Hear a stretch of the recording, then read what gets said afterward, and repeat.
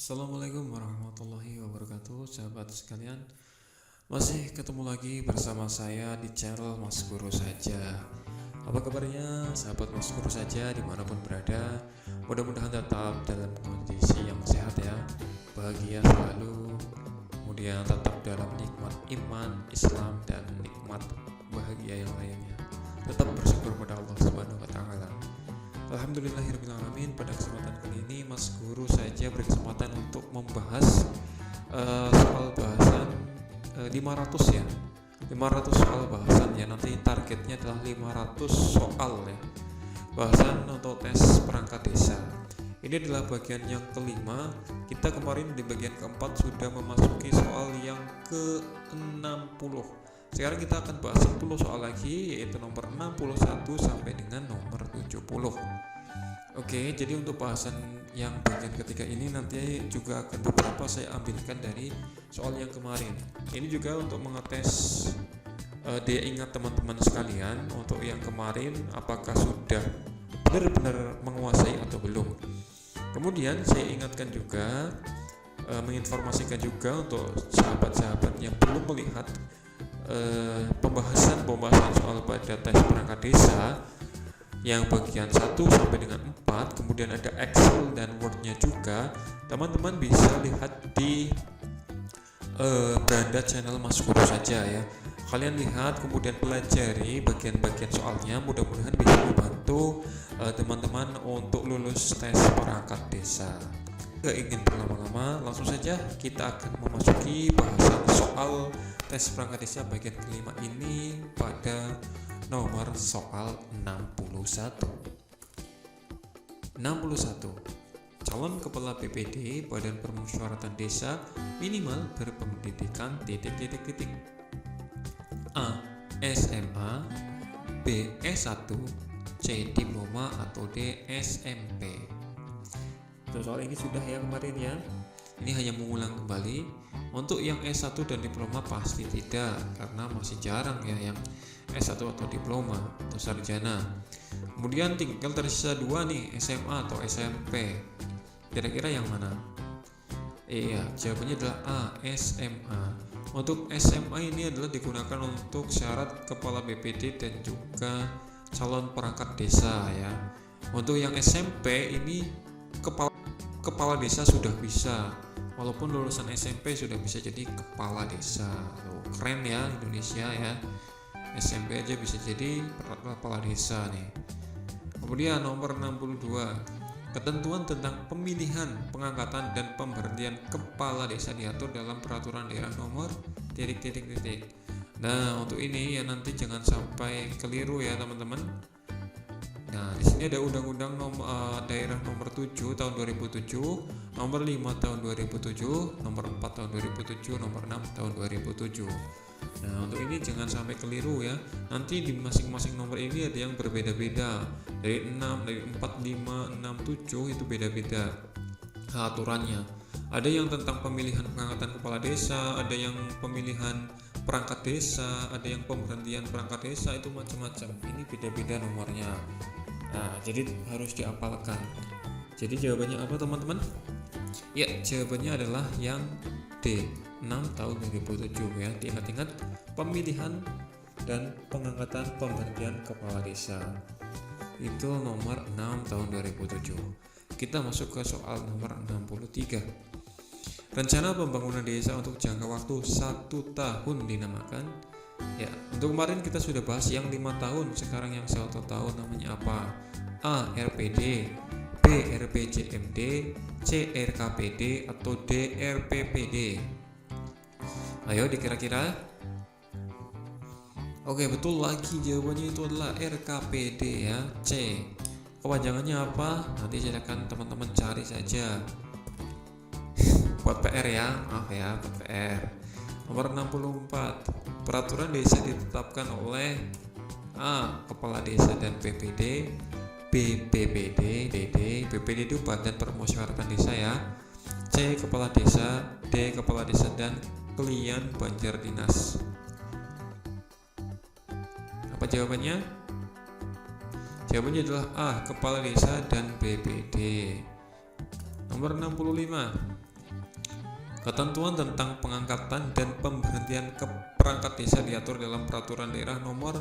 Nah, ini juga sama kayak tadi ini peraturannya. Nah, ada nomor 7 tahun 2007, B nomor 5 tahun 2007, C nomor 4 tahun 2007, atau D nomor 6 tahun 2007. Ini beda ya, nomor 6 tadi sudah digunakan untuk pemilihan kepala desa, berarti yang D bukan. Tinggal sisa 4, 5, dan 7 nih teman-teman. Kira-kira yang mana? Jawabannya adalah C, nomor 4 tahun 2007. Oh iya teman-teman, untuk seperti ini atau perundang-undangan dan lainnya, teman-teman harus sedikit saran dan masukan.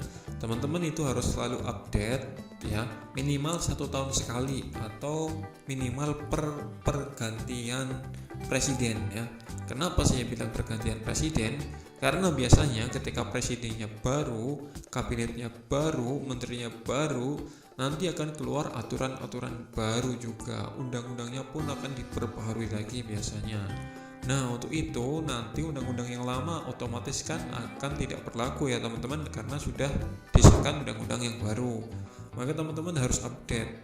Kayak soal seperti ini, nanti bisa saja jawabannya Undang-Undang nomor 4 tahun 2021 gitu misalnya. Bisa saja karena sudah muncul undang-undang yang baru untuk melengkapi atau memperbaiki undang-undang yang lama, gitu. Nah, nanti teman-teman bisa update terus untuk undang-undang. Itu sedikit tips dan masukan ya. Kemudian nomor 66 sekarang. Ketentuan jumlah anggota BPD yang benar minimal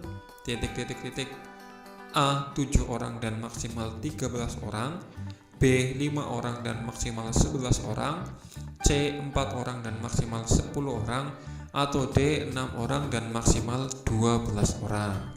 Ini kemarin juga sudah kita bahas. Jawabannya adalah B, 5 orang dan maksimal 11 orang ya. Kemudian 67, seluruh sumber pendapatan dan pengeluaran desa harus dicatat di A. Anggaran penerimaan dan pengeluaran keuangan desa, C. Anggaran desa, atau D. Anggaran pendapatan belanja desa. Nah, di sini kata kuncinya adalah pendapatan dan pengeluaran. Maka pencatatannya adalah antara A dan D, yang B dan C otomatis kita eliminasi ya.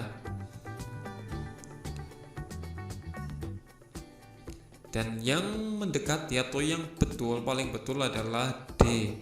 Ada kata-kata pendapatan dan belanja. Belanja maksudnya kita mengeluarkan ya, berbelanja desa begitu. 68 sekarang. Pendapatan desa yang berasal dari dana perimbangan pusat dan daerah diberikan kepada desa berupa alokasi dana desa sekurang-kurangnya titik. Nah, ini kemarin juga sudah. A 10%, B 20%, C 25%, atau C 25%, atau D 15%. Dana perimbangan. Nah, ingat-ingat dana perimbangan itu berapa persen? Ya, jawabannya adalah A 10% ya. Nomor 69 sekarang. Rencana pembangunan desa untuk jangka waktu 5 tahun dinamakan. Nah, kalau tadi jangka waktu 1 tahun ya namanya RPKD atau apa ya tadi ya, RKPD ya kalau nggak salah tadi ya, RKPD. Kemudian ini yang jangka waktu 5 tahun. Nah, jawabannya apa? Jawabannya A RPD, B RPJMD, C RKPD, atau D RPPD. Nah, ini yang 5 tahun. Kalau yang tadi 1 tahun itu jawabannya C RKPD ya. Yang sekarang yang C kita eliminasi karena sekarang tahun. Kira-kira apa teman-teman? Ya, jawabannya adalah B RPJMD. Nah, kalau ini saya tahu kepanjangannya. RPJMD adalah Rencana Pembangunan Jangka Menengah Desa. Ya, nanti teman-teman bisa pelajari lagi lah banyak itu materinya. Kemudian nomor terakhir ya, kita masuk nomor terakhir. Pendapatan desa yang berasal dari pajak daerah paling sedikit diberikan kepada desa sebesar. Nah, kalau tadi dana perimbangan ya, kalau sekarang adalah dari pajak. A 10%, B 20%, C 25% atau D 15%. Dari pajak nih, berapa kira-kira? Iya betul, jawabannya sama kayak yang tadi teman-teman, 10%. Jadi untuk yang perimbangan 10%, untuk yang pendapatan juga 10%. Nah gampang ya ini ya, diingat-ingat ya, semuanya 10%. Oke, jadi ini sudah masuk nomor 70 ya. Iya, jadi ini yang terakhir ya teman-teman. Di bagian kelima ini sudah masuk ke soal yang 10 soal di bagian kelima yang sudah kita bahas. Dan cukup sampai di sini ya kayaknya teman-teman. Nanti pada kesempatan yang akan datang insya Allah saya akan bahas lagi sampai 500 ya. Saya usahakan sampai 500. Mudah-mudahan teman-teman gak bosan ya. Mungkin dari teman-teman yang sudah melihat video ini malah sudah ada yang lulus ya. Ya amin, mudah-mudahan ya teman-teman. Kita sudah masuk ke bagian yang kelima, insya Allah kita besok akan masuk ke bagian yang keenam. Kemudian nanti akan saya selingi dengan video-video yang lain ya. Ada yang dari Excel, ada yang dari Word ya. Maaf itu lidahnya lidah Jawa ya, lidah Jawa nggak bisa untuk itu, susah. Oke, jadi demikian dari saya. Kurang lebihnya mohon maaf, sedikit masukan dari teman-teman. Nanti kalau ada soal atau jawaban yang salah, teman-teman bisa tuliskan di kolom komentar ya.